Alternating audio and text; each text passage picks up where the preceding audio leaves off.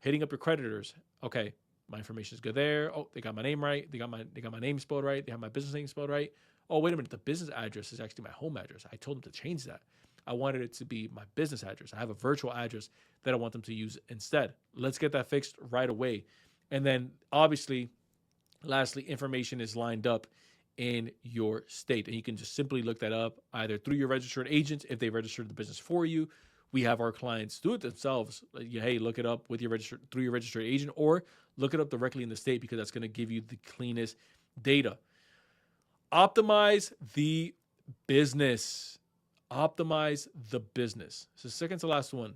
And I think that we as business owners, we want the quick fixes. I get it. We're busy. We're running around. We're putting out fires. We're kissing babies. We're shaking hands. We're rubbing shoulders. But one of the main complaints that I hear a lot from business bankers when we're working with them and just some of these financial institutions is people need to know what business they're actually in. It's not just about, hey, I have, pretty good credit. I have an LLC or an S corp that I set up. How much money can I get? That's not working in this new economy, ladies and gents. And so you want to fix the actual machine that's running, which is your business. And so you want to address operational bottlenecks. Address operational bottlenecks. What's keeping our business right now if we're stuck at 250 a month? What's keeping us from getting to 450? What's keeping us from getting to $500,000 for the year? If we're stuck at $250,000 for the year, what's getting us, what's holding us back from getting to 500? Want to fix those operational bottlenecks, because apart from you getting access to more working capital, I wanted to give you this, and I want to kind of to leave it for last, because if you stuck around this long in the video, then odds are then you're legitimately looking to improve your situation. Is this: if you can fix and optimize the business as a whole, you address your bottlenecks, your financial management is on point. Obviously, you're setting clear targets. Then you're going to make more money. Like, you're going to sneeze and make more money because the actual machine is fixed. And so what's going to end up happening is that when you decide to use the capital that you've been given it and you allocate it, the system is now dialed in, aka the business, because that's what a business is. It's a system. Guess what's going to happen now? By nature, you're going to make more money. It's not on accident. It's by design.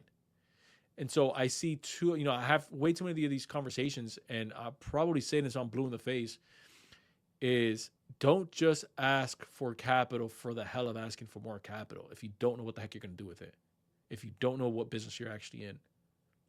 I'd rather see someone line this up first before they go out for a funding round. And sometimes I'll kind of press a client and I'll say, hey, I know that you want 120. I know that you want 140. And I know for a fact we can help you get there.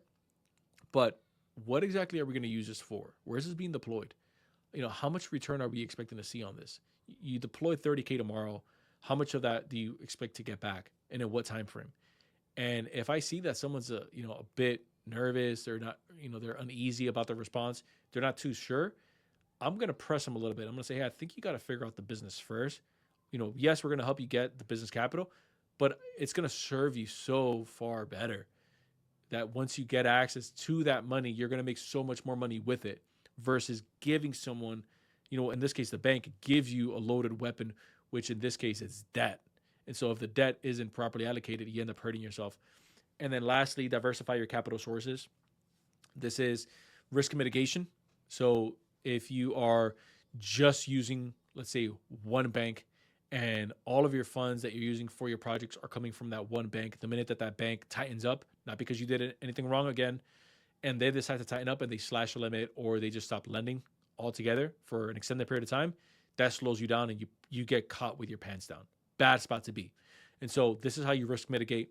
And then the second thing that you do in this spot when you diversify your capital sources is you increase access. So this expands new opportunities for funding, enabling businesses to secure the best terms and rates. And so now you have, let's say, 4 different financial institutions that you're working with, 2 of which maybe you have access to business lines of credit, and then 2 of which you just use them for maybe 0% business credit cards. Guess what? If one financial institution goes under or decides to tighten up, geographic reasons, industry reasons, climate change. I'm talking about the economic climate change, not the physical climate change, then at that point you're still good and you can continue to operate as needed and you can continue to hit the targets and your KPIs as needed. So that's essentially it. Those are 9 different ways that, different strategies, different thoughts, different models that you can kind of think through and use to not just get access to more working capital, but also preserve the working capital that you have, because preservation is also a form of investing. You're not losing money. And, like Warren Buffett says, rule number 1, don't lose money. Rule number 2, don't forget rule number 1.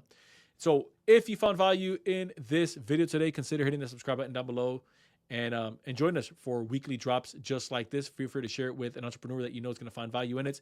If you are a small business owner and you're looking to get access to more working capital that you can continue to scale with in a, again, scalable, repeatable, and sustainable way. Those are, key points there. We can definitely take a look at it with you and see how we can help you out.